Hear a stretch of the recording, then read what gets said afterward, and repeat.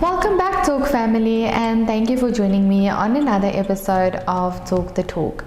I'm your host, 𝙈𝙆 𝙆𝙆, and joining me today is MK Khuboni, and he is the dealer principal at Eagle Mazda in Sandton.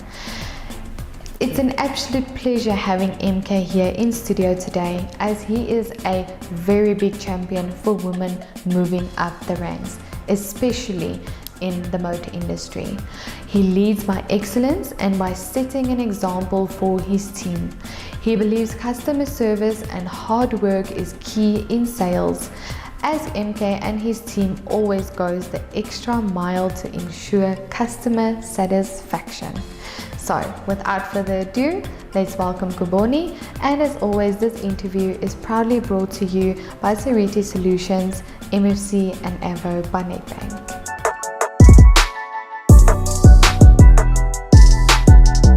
MK. Hello Chanel, how are you? Good, and you? Very well. It's a pleasure having you today. Thank you so much for joining us. Thank you for the invitation. Highly appreciate it. It's a pleasure.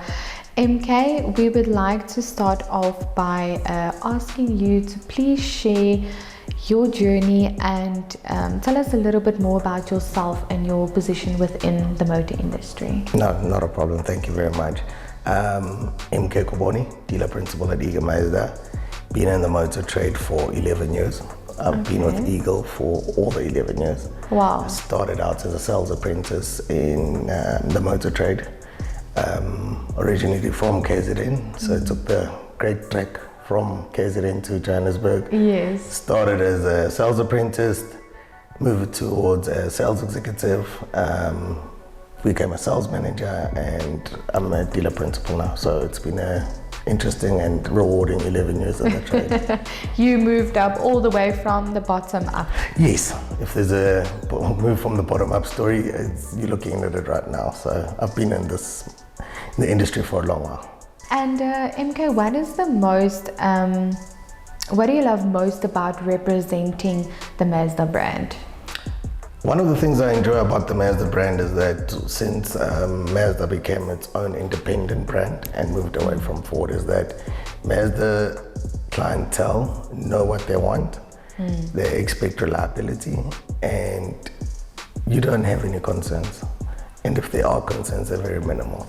So that's one of the key aspects and features about the Mazda brand that I can wear it with pride, and I will always represent it with pride, is that the vehicles themselves, the brand itself, and the clientele is clientele that is of a higher caliber in knowing what they are looking for in vehicles. Yes. Yeah. So we talked a little bit off air about how you encourage your ladies within your dealership. To share with our viewers, how do you encourage your female employees or staff members within your dealership?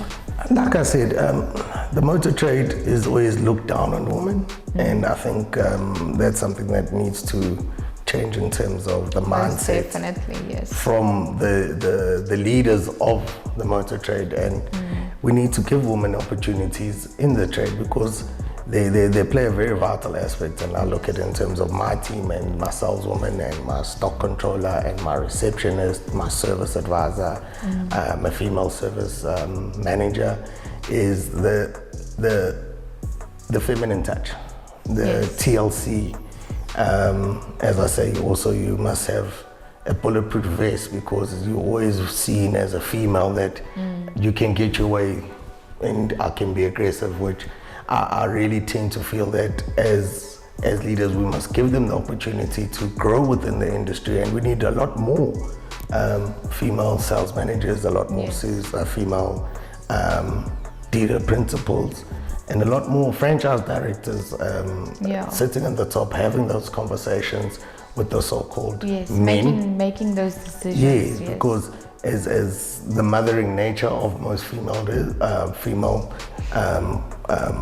people, we need that in terms of touching the female market and understanding what the female clients are looking for. Yes, most definitely.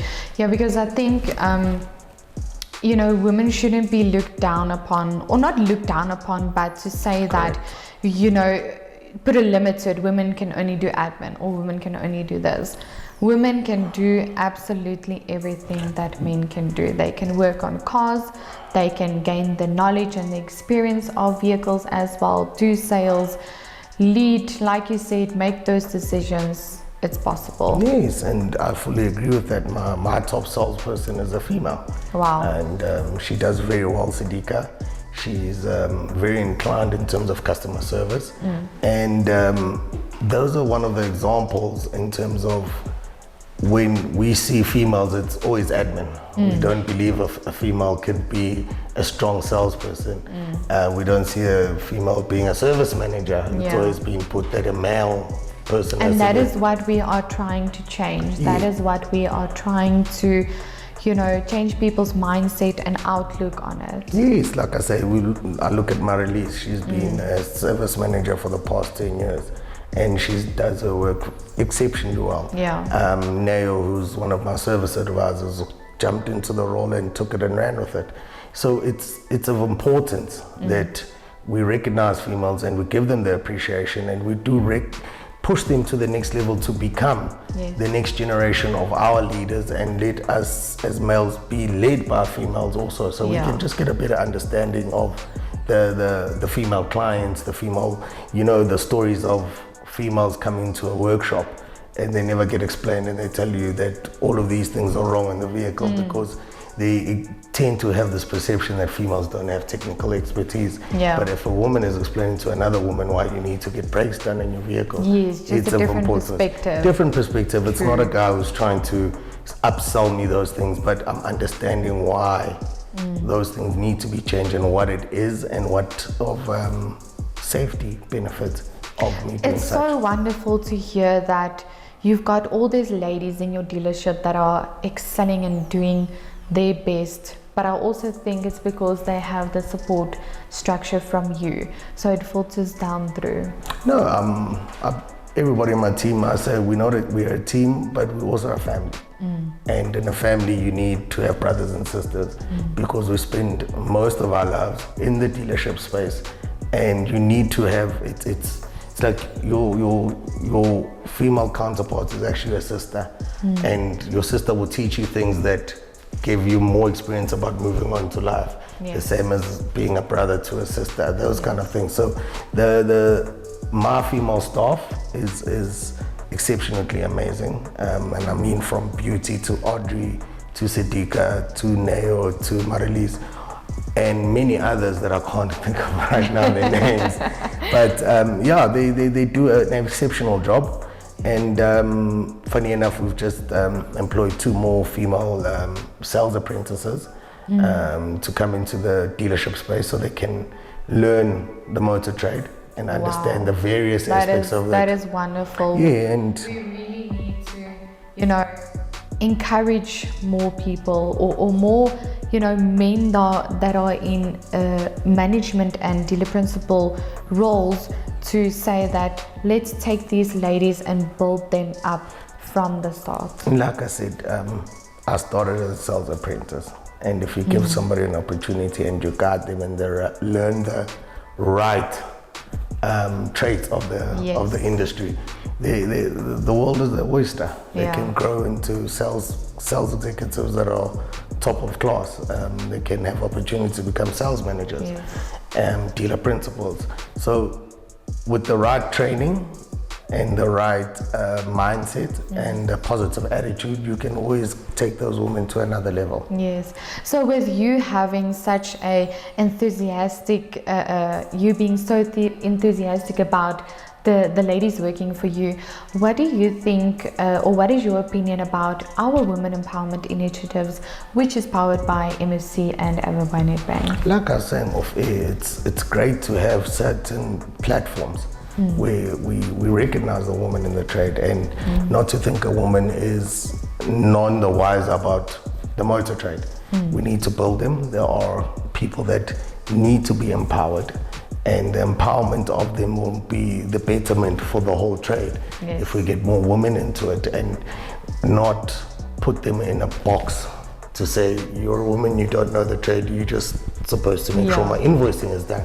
So the ability to get women into the sales space, more into the servicing space, because it doesn't mean you're a woman, you don't have two hands and you can't work on a vehicle and you can't build that. And that's one of the next projects, is getting more female service apprentices, getting them upskilled and getting them better futures and brighter futures within the motor trade. I really do believe that we need to get to a point where we have female foremen of workshops.